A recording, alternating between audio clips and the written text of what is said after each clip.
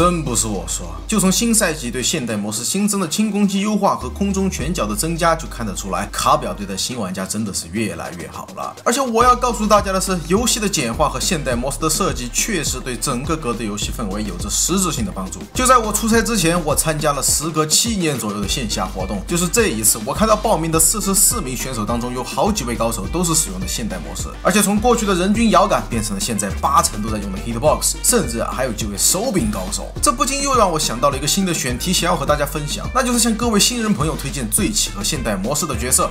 我知道这个答案有很多，但这一次我将从操作难度、学习曲线、设备适配等因素出发，哪怕用我最不熟悉的、很多人都觉得难以操作的手柄，也能快速上手游玩的角色。那么这位神秘嘉宾到底是谁呢？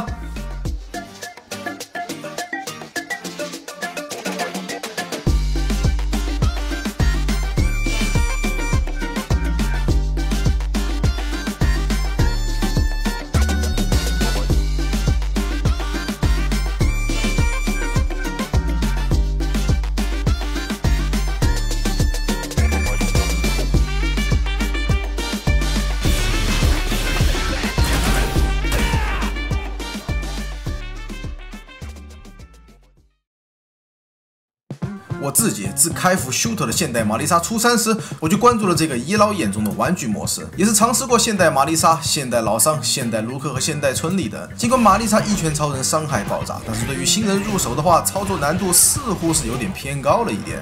现代老桑不错啊，一个大红按钮走天下，但归根到底啊，之后的分段是要比其他人还要吃角色理解一点。现代春丽可以一剑封一扇，穿波简直不要太轻松。但春丽啊，很吃资源，并且进攻套路都相对复杂。可是孩子们，卢克，我认为才是最适合新人上手现代模式的角色了。我先说出我推荐的理由啊。对比其他人物的现代模式，卢克属于传统波神类型的角色，没有明显的短板。但为什么不是龙哈？因为龙只有一个版本的驴踢和旋风腿，实在是让我自己感觉有点太残废了。而且卢克的连段十分简单，新人入坑千万不要被蓄力全给吓住了。没有完美蓄力的卢克啊，也是能玩的。先使用波神角色奠定好基础的游戏理解后，再去练习也是可以的。那么卢克的连段简单到什么程度呢？只需要学会4个连段就可以快速奔赴战场。第一个是轻攻击取消反摇轻拳，第二个是重攻击取消反摇重拳，第三个是下重攻击取消后 SP 再衔接反摇轻拳或者下 SP 派生 SP， 第四个下重攻击取消反摇拳再衔接后 SP。OK， 只需要练习这4个连段就可以了，并且这4个连段无论是 Hitbox 还是手柄都非常的友好。不是还有不少的手柄玩家在入坑街霸6时会遇到一个问题吗？就是我用小摇杆好还是十字键好呢？虽然十字键触发很快，但是对拇指的精准度有着比较高的要求。小摇杆虽然抽招手感啊比十字键舒服，但是触发速度和精度啊肯定是不及十字键的。但我们玩的可是现代卢克啊，有 SP 键的加持。当你真正熟悉了这个游戏之前，我认为是可以不用太纠结用哪个更好，因为放在职业选手中使用十字键和小摇杆都是有成功案例的。好，我说到这儿啊，绝对会有人想，我连段都打不成头，你还想让我去赢别个？我让你的我看你是给原子弹抛光、长城铁丝砖、飞机装转灯哈。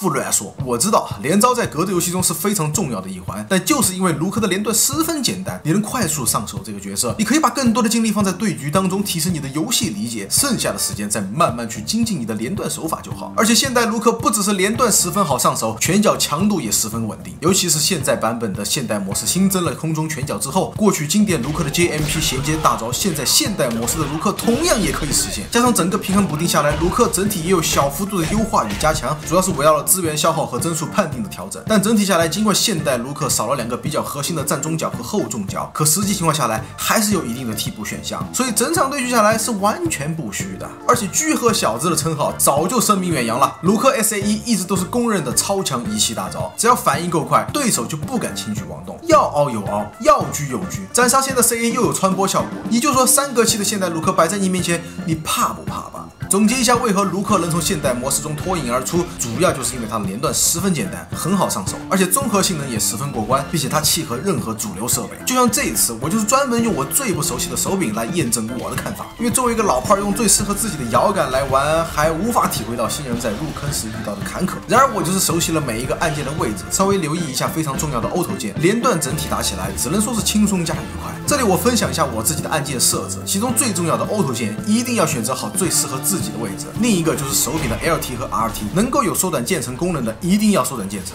那以上就是本期视频的全部内容了。就像我说的，新人入坑街霸现代模式可以为大家提供巨大的帮助。同时，现在的版本现代模式的潜力比以往更大。选择一个万金油角色，快速上手游戏，在我看来或许是一个非常不错的选择。待到你熟悉之后，再专门选择一个角色去精进，我想这样的效果一定会很不错。那么后面还有更多有趣的内容哈，大家千万不要忘了关注我哟。最后一个问题，如果我不是秃头，你还愿意叫我一声艺术家吗？我是秃头，一位草根艺术爱好者。我们下期再见 ，Adios。